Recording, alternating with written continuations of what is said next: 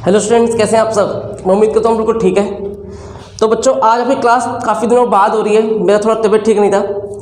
तो इकोनॉमिक्स के अंदर हम बात करने वाले, जो टॉपिक्स में टॉपिक डिस्कस करने वाले हैं, एक चैप्टर्स का हम डिस्कस कर चुके हैं, इकोनॉमी का। ठीक है, चैप्टर नंबर 1 काफ़ी टाइम का गैप हो चुका है, कोई बात नहीं, कवर अप कर देंगे जल्दी से जल्दी। तो जो इस चैप्टर का जो चैप्टर नंबर 2 आज हम डिस्कस करने वाले हैं, हमारा पूरा फोकस पर रहने वाला है।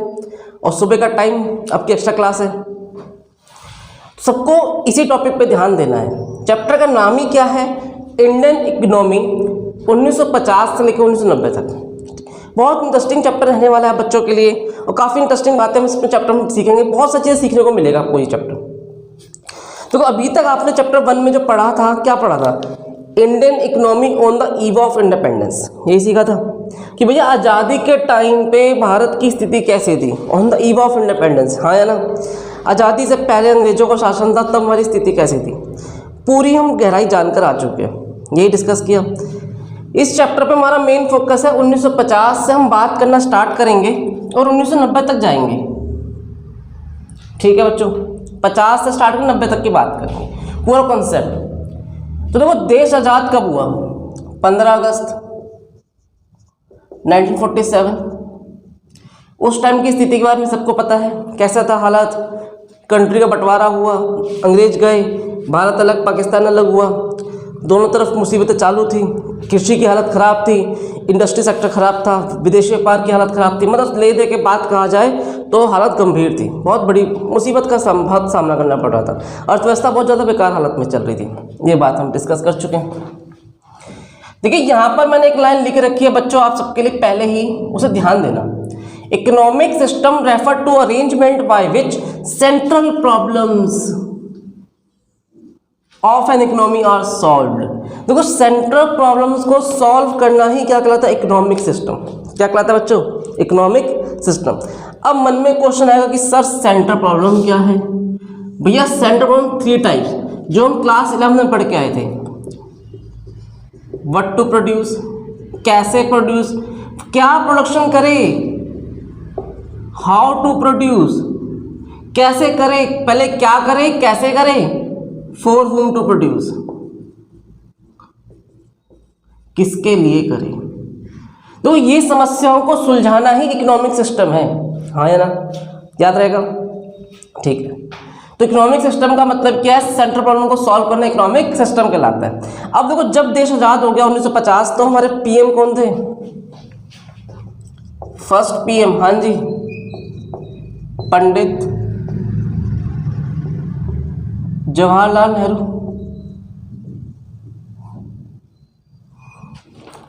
तो इनके सामने एक बहुत बड़ी समस्या खड़ी हो गई। अब समस्या क्या थी, ध्यान से समझना।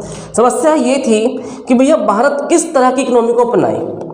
ठीक है, अब किस तरह की इकोनॉमी को अपनाए, इससे क्या मतलब है? भाई कौन कौन सी, पहले तो सोचो भाई कौन कौन सी इकोनॉमी अवेलेबल है। हाँ या ना?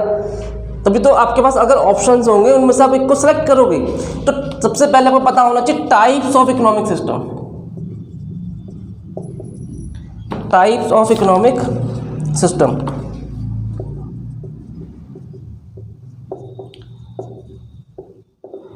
बच्चों, ये भी 3 तरह की थी।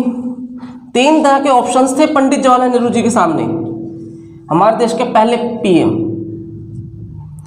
पहला था बेटा पूंजीवादी, मतलब इसे हम बोले इंग्लिश में तो कैपिटलिस्ट।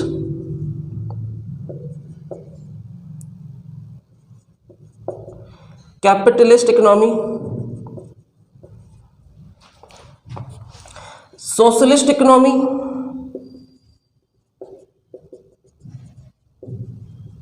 Mixed economy.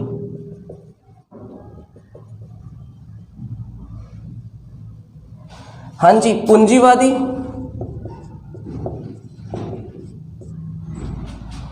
समाजवादी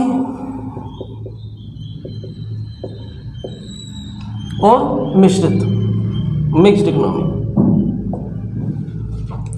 अब 3 तरह की इकोनॉमिक सिस्टम अवेलेबल है, किसको सिलेक्ट करना है, किसको नहीं करना है, बहुत बड़ा चैलेंज है। क्या लगता है कोई इजी काम होगा? हाँ या ना? मुश्किल तो ही होगा बेटा, ऐसा तो नहीं है।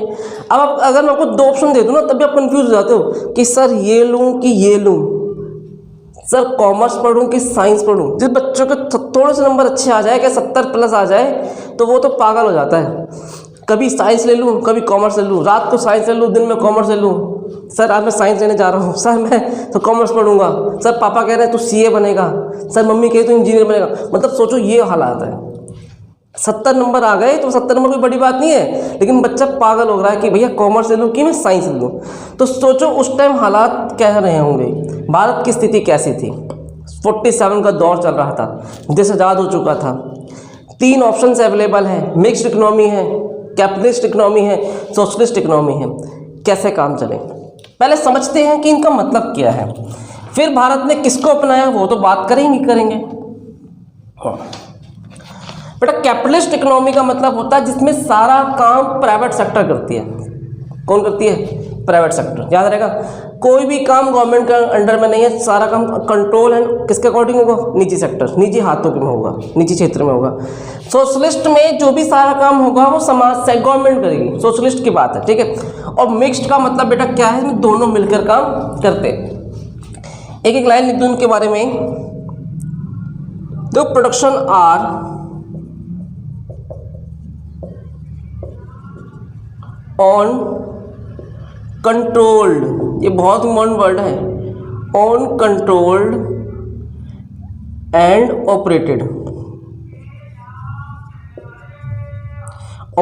बाय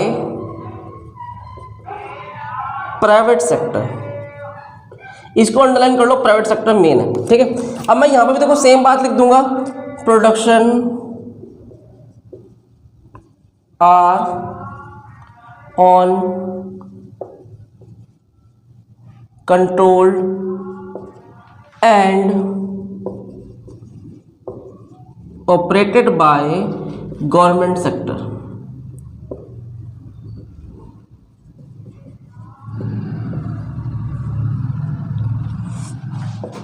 इसमें बोथ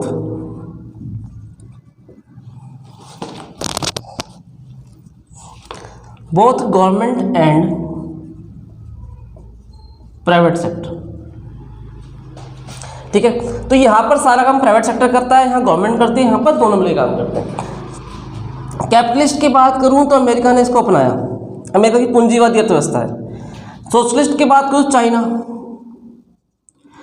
अब मिक्स्ड इकोनॉमी की बात करें तो क्या लिखने वाला हूं, ध्यान समझना। कई लोग कहते थे उस टाइम, कई सारे इकोनॉमिक्स ऐसे थे जो कह रहे थे कि भाई समाजवादी को अपनाना चाहिए, गवर्नमेंट सारा काम करेगी, अच्छे से कंट्रोल होगा, सब कुछ ठीक रहेगा, ठीक है जी। अपनी विचारधारा, अपने उन विचारों को रखा। कई कह रहे थे भाई कैपिटलिस्ट को अपना लो, पूंजी निजी लोग हाथ में छोड़ दो, काम बढ़िया होगा। अमेरिका को देखो, ठीक है, उन्होंने अपनी राय रखी। लेकिन क्या अपनाया गया? हमने इनकी बात मानी, क्या इनकी बात मानी? समझना, ध्यान देना। जो नेहरू जी थे वो समझ रहे थे कि सोशलिस्ट की तरफ अगर हम जाएंगे तो इतना पैसा नहीं है, फंड नहीं है, गवर्नमेंट सारा काम पॉसिबल नहीं कर पाए, ठीक है। और अगर सारा काम निजी लोग हाथ में छोड़ देंगे तो गरीबों और अमीरों के बीच का जो डिफरेंस है बहुत ज़्यादा गैप हो जाएगा, हाँ या ना?